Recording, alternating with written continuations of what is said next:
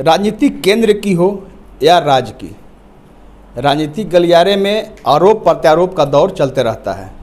ऐसे में आप अपने गढ़वा जिला को कम मत ताकिए, क्योंकि यहाँ भी पक्ष और विपक्ष के बीच आरोप प्रत्यारोप का दौर बदस्तूर जारी रहता है। कल हमने आपको खबर दिखाया था, बल्कि लाइव था, जब भाजपा के पूर्व विधायक द्वारा वर्तमान सत्तासीन सरकार पर कई तरह के आरोप लगाए गए। उसी आरोप के पलटवार में आज जेएमएम द्वारा प्रेस कॉन्फ्रेंस आयोजित किया गया। हमारे साथ जेएमएम के प्रवक्ता धीरज दुबे मौजूद हैं यहाँ पर। धीरज जी, कई तरह के आरोप लगाए गए सीधे रूप में सरकार पर भी और वर्तमान यहाँ विधायक सूबे के मंत्री पर भी। पहले आप अपना बात रख दें। देखिए, मैं इसे आरोप नहीं मानता हूँ। मैं तो सीधे रूप से ही कहूँगा कि ये पूर्व विधायक के अनुभव थे।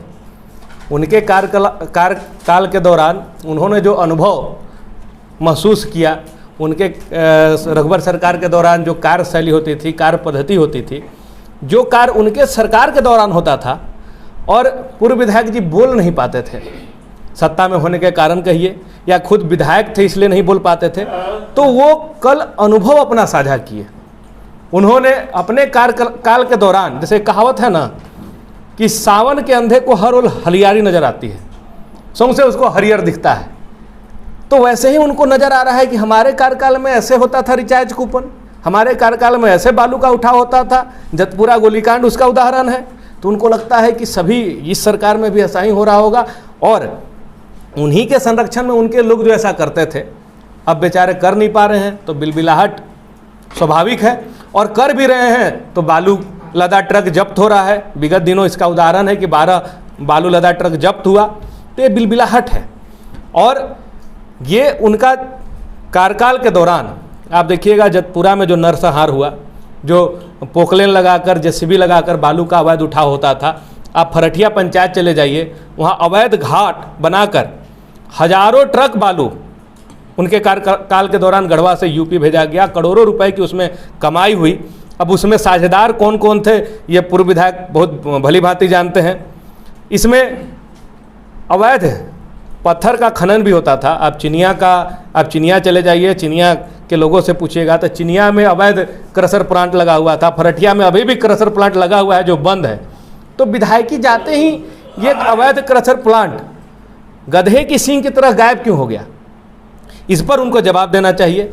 और ये रिचार्ज कूपन की बात करते हैं, तो मैं तो इस आपके चैनल के माध्यम से मैं ये बोलना चाहूँगा कि ये उनके समय में रिचार्ज कूपन वाली पद्धति उनके समय में ये प्रचलन में थी। ये रेट तय था कि कौन किस पद पर जाएगा तो उसको कितना रुपया देना है। और उगाही का भी सिस्टम ऐसे तय था कि प्रखंड स्तर पर सरकारी योजनाओं में पैसे की उगाही होती थी। प्रखंड से उपायुक्त को पैसा पहुंचता था पूर्ववर्ती रघुवर सरकार में, और वो पैसा उपायुक्त के माध्यम से मुख्य सचिव तक जाता था। मुख्य सचिव पूर्व मुख्यमंत्री रघुवर दास को ये पैसा पहुंचाते थे और रघुवर दास इसका बोरा में बंद करके और प्लेन से दिल्ली पहुंचाया करते थे अपने आला कमान को खुश करने के लिए। तो ये पद्धति उनके जमाने में थी। अधिकारियों की तानाशाही थी। अधिकारी का पास में एक बड़ा पावर था और ये लोग तो मूक दर्शक बने हुए थे। ये लोग चाह के भी कुछ बोल नहीं पाते थे। ये लोग कुछ बोलते थे तो उल्टा इन पर कार्रवाई का डर इनको होता था। अब ये नई भाषा नीति पे बात कर रहे हैं। दोहरी नियोजन नीति पे जो उनकी चुप्पी थी, एक राज्य को नियोजन के आधार पर 2 भाग में बांट देना, 13 और 11 जिला में बांटकर, जब राज्य सरकार यहाँ के युवाओं के भविष्य से खिलवाड़ कर रही थी। मैं उस समय छात्र की राजनीति किया करता था। मैंने पूर्व विधायक का घर का घेराव किया। हम लोगों ने कई आंदोलन किए, पुतला दहन, 100 यात्रा से लेकर धरना प्रदर्शन, केस भी हम लोगों के ऊपर हुआ। उस समय ये चुप्पी साधे हुए थे और इसका जब विरोध जब इनके ही पार्टी के अंदर भी शुरू हुई, पूरा युवा जब सड़क पर आ गए, तब एक कमेटी बना था। तो उस समय ये कहाँ थे? आज घड़ियालू आंसू बहा रहे हैं। जिस दिन से नई भाषा नीति बनी उस दिन से माननीय मंत्री श्री मिथिलेश कुमार ठाकुर जी कुछ भाषाएं जो उस भाषा नीति में छूट गई हैं, जो गढ़वा, पलामू और अन्य जिले के छात्र छात्राओं के लिए जरूरी है, उस पर उन्होंने माननीय मुख्यमंत्री को पत्र लिखकर मांग किया है कि आप मगही को, भोजपुरी को इस नई भाषा नीति में जोड़ दीजिए ताकि यहाँ के भविष्य युवाओं को किसी भी तरह की परेशानी ना हो। इस पर बातचीत चल रही है, आज भी कैबिनेट का बैठक है। इस बातचीत में जल्द निष्कर्ष निकलेगा जो जनता के बीच होगा। तो इस पर हम लोग स्पष्ट, देखिए प्रेस कॉन्फ्रेंस में भी हम लोग गोल मटोल बात नहीं करते हैं। अगर आरोप का कोई जमीन है, आधार है, तो हम लोग उसका जवाब देंगे। लेकिन झूठ फरेब और अफवाह का अगर राजनीति करने के लिए अगर कोई आरोप लगाता है, कोई अपने कुनबे को बचाए रखने के लिए आरोप लगाता है, तो ये झूठ फरेब का उनका पुराना विरासत रहा है। विरासत की राजनीति को लेकर आगे बढ़े, उनको मुबारक। इसी कारण जनता ने उनको सत्ता से बेदखल किया है। अभी उनका हतोत्साहन का एक और कारण है, उनके घर के आंगन में बाबानाथ खोनहर मंदिर स्थित है।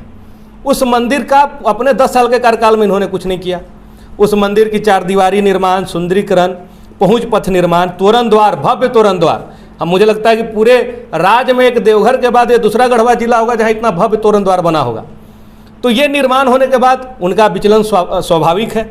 अब उनके घर के लोग पूछने लगे हैं कि 10 साल से आप थे, आप कुछ नहीं किए।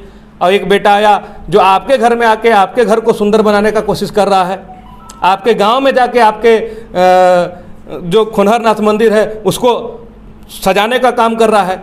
ग्वावल उच्च विद्यालय डुमरिया का आप नाम सुने होंगे, जहाँ से पूर्व विधायक ने शिक्षा प्राप्त की है। एक बड़ा वर्ग वहाँ से शिक्षा प्राप्त 10वां तक करता था, फिर 11वीं 12वीं के लिए उसको जिला मुख्यालय मजबूरन में आना पड़ता था। टेम्पू में वहाँ की छात्राओं को बैठकर और रोज़ किराया देकर, अब गरीब परिवार हमारे गढ़वा में बिलोंग करता है, सबके यहाँ सबकी इतनी क्षमता नहीं है कि वो रोज़ किराया देकर यहाँ के पढ़ाई कर सके। +2 जामा 2 का दर्जा जो है माननीय मंत्री जी के प्रयास से आज ग्वावल उच्च विद्यालय डुमरिया को मिला है। और इससे वहाँ की बच्चियों के बीच में खुशी का लहर है कि अब हमें 10वीं नहीं 12वीं तक की शिक्षा हमको ग्वावल के अपने घर में प्राप्त होगा। और मंत्री जी के प्रति लोगों के बीच में एक नया ऊर्जा के साथ लोग इस फैसले का स्वागत कर रहे हैं। तो इनको डर बन गया कि मेरा ज़मीन खिसक जाएगा। तो जैसे होता ना, खिसियानी बिल्ली खंबा नोचे, तो अपने सरकार में जैसे जैसे होता था ये सारा चीज़ थोप रहे हैं इस सरकार पर। लेकिन ज़मीनी हकीकत यही है कि यहाँ के अधिकारी जनता के अनुरूप काम करते हैं। अगर वो पथ से पथ भ्रष्ट होते हैं तो उनको यहाँ से बाहर का रास्ता दिखाया जाता है। और ये हर एक सरकार में होना चाहिए।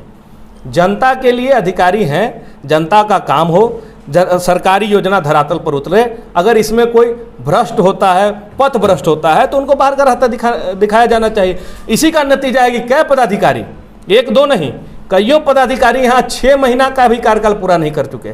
और जो लोग गलत नियत से अगर यहाँ आ भी जाते हैं तो और उनकी मंशा अगर गलत होगी तो उनको गढ़वा में रहने नहीं दिया जाएगा, यह स्पष्ट है।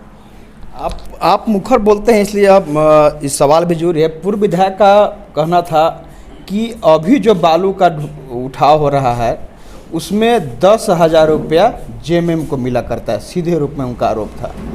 गाड़ी जो पकड़ी गई इसलिए पकड़ी गई कि वह 10,000 रुपया में से कुछ कम हो गया था पैसा, इसलिए गाड़ी पकड़वा दिया गया। मतलब सीधे रूप में जेएमएम की मिली भगत की बात कही गई। इस पर क्या कहेंगे? हम तो ये भी पूछना चाहेंगे कि उनके 10 साल के कार्यकाल में जो हजारों ट्रक बालू जब समय जाता था तो उस समय किसके? उन्हीं के लोग थे और आज भी उन्हीं के लोग हैं। 1 दर्जन से ज़्यादा बालू ट्रक जब्त हुआ, उस पर मुकदमा हुआ और अभी जांच चल रही है कि इसमें कौन कौन लोग हैं जो बिचौलिया के रूप में काम कर रहे हैं। उन पर FIR दर्ज किया जाएगा, उनको जेल भेजा जाएगा। और हम तो बोल रहे हैं कि फरठिया पंचायत में अवैध बालू घाट बना के जो संचालित किया गया पूरे 10 साल तक, उसमें किनकी साझेदारी थी ये पूर्व विधायक भी अच्छे से जानते हैं। उनकी साझेदारी थी, उनके लोगों की साझेदारी थी, क्या थी, ये सब मामले पर जिला भी जानता है, प्रेस के बंधु लोग भी जानते हैं। तो ये बालू का जो खेल चल रहा है, इस खेल के सारे दरबारी, इस खेल में जो लोग भी हैं सब उनके यहाँ दरबारी हैं और इस पर प्रशासन अपना काम करिए, जल्द दूध का दूध पानी का पानी हो जाएगा। बहुत बहुत धन्यवाद। तो हम एक बार फिर कहें कि राजनीति चाहे ऊपर स्तर की हो या जिला स्तर की हो, राजनीति में आरोप प्रत्यारोप से अलग हटकर एक स्वच्छ राजनीति हो और जो विकास जनता चाहती है, जो विकास हम सभी चाहते हैं, वह विकास सरजमीन पर कार्य रूप ले, यह चाहत सबकी है। हम एक बार फिर से जुड़ना चाहेंगे। क्या 1.5 साल का अगर कार्यकाल देखा जाए माननीय मंत्री श्री मिथिलेश ठाकुर जी का, तो अभी जो हाल में मैंने आपको भी 2 उपलब्धियां गिनाया, बाबा खोनहरनाथ द्वारका, ये गोवावल +2 उच्च विद्यालय का। अभी बालिका उच्च विद्यालय जो शहर के बीचों बीच उपस्थित है, उसको भी जमा 2 का दर्जा मिला है। इतना ही नहीं, वहाँ हजारों गरीब परिवार की लड़कियाँ पढ़ती हैं, जिनके पिताजी ठेला चलाते हैं, रिक्शा चलाते हैं, रेहड़ी वाले हैं, मजदूर वाले हैं। उनकी बेटियाँ अब 12वीं करके वहाँ से निकलेंगी। साथ ही एक्सीलेंस स्कूल के रूप में 3 करोड़ 35 लाख की लागत से उस विद्यालय का कायाकल्प होना है, उस विद्यालय का सुंदरीकरण होना है। और जैसे निजी विद्यालय विकसित होते हैं, वैसे ही इन स्कूलों को भी विकसित करने का आधारशिला बहुत जल्द रखा जाएगा। रामा साहू उच्च विद्यालय को में भी 6 करोड़ की लागत से एक्सीलेंस विद्यालय के रूप में, जो सबसे पुराना, जिला का सबसे पुराना विद्यालय है, उसको भी एक निजी एक्सीलेंस स्कूल के रूप में 6 करोड़ की लागत से उसको विकसित किया जाएगा। और माननीय मंत्री जी का ही देन है कि रामा साहू उच्च विद्यालय भी +2 जमा 2 का दर्जा उसको भी मिल चुका है। और एक और एक्सीलेंस स्कूल के रूप में हमारे यहाँ कस्तूरबा गांधी आवासीय बालिका विद्यालय है, उसमें भी लगभग 4 करोड़ की लागत से उसको भी मॉडल विद्यालय के रूप में विकसित किया जाएगा। और तनिक भी निजी विद्यालय से कम सुविधा उसमें प्राप्त नहीं होगी। अभी आप कुछ दिन पहले कैबिनेट में प्रस्ताव पारित हुआ कि 54 करोड़ की लागत से नया समरनालय भवन बनेगा। एक छत के नीचे सारे कार्यालय होंगे, सारे पदाधिकारी होंगे, जनता एक बार टेम्पो पकड़ के आएगी, अपना सारा काम करा के जाएगी। तो जितनी भी बड़ी बड़ी योजनाएं हैं, चाहे शहरी जलापूर्ति योजना हो, चाहे नगर भवन का, जो गढ़वा शहर का नगर भवन की बात हो, बाईपास की बात हो, ये बड़ी बड़ी योजनाएं। अभी इतने सड़क का शिलान्यास माननीय मंत्री जी के द्वारा किया गया। अभी बंका मेराल 4 करोड़ 5 करोड़ की लागत से सुदृढ़ीकरण का जो कार्य हो गया। जलापूर्ति योजना में आप जाइए तो रंकाराम कंडा में 75 और 80 करोड़ की लागत से घर में नल से पानी देने की योजना जो लाई जा रही है। तो 1.5 वर्ष के कार्यकाल जो माननीय मंत्री का रहा, और जितनी बड़ी बड़ी योजना इस 1.5 वर्ष में माननीय मंत्री जी के द्वारा यहाँ लाया गया, कुछ जमीन पर उतर कर पूर्ण हो चुकी है, कुछ अभी कार्यरत है और कुछ आधारशिला का नींव रखा जाएगा। तो इन सारी चीज़ों से पूर्व विधायक का हतोत्साहित तो होना स्वाभाविक है, उनका विचलन स्वाभाविक है। उनको ऐसा महसूस हो रहा है कि हमने जो 10 साल में, अभी भी उनका आप देखिएगा तो एक लगेगा कि वो प्रेस का आयोजन नहीं कर रहे हैं, प्रेस कॉन्फ्रेंस नहीं कर रहे हैं, वो अपने लोगों को हंसाने के लिए, मनोरंजन करने के लिए अपनी बात को रख रहे हैं। तो अब जनता जागरूक है, शिक्षित है। ये जिला मुख्यालय का प्रमुख विधानसभा है, यहाँ शहरी क्षेत्रों की संख्या ज़्यादा है। यहाँ के लोग अब आपके ये ड्रामेबाजी से जो है वो भ्रमित नहीं होने वाले हैं, और वो काम देखकर मंत्री मिथिलेश कुमार ठाकुर के प्रति उनका झुकाव है, लोग संतुष्ट हैं। और यही देखकर उनका विचलन अनाप शनाप जो है आरोपों के माध्यम से सामने आता है। बहुत सही बात धीरज जी ने कहा कि जनता सब देख रही है, जनता पिछले कार्यकाल को भी देखी है, जनता इस वर्तमान जो सत्तासीन सरकार है उसके कार्य को भी देख रही है। यह तो आने वाला वक्त बताएगा। कैमरामैन अतुल के साथ आशुतोष रंजन, बिंदास न्यूज, गढ़वा।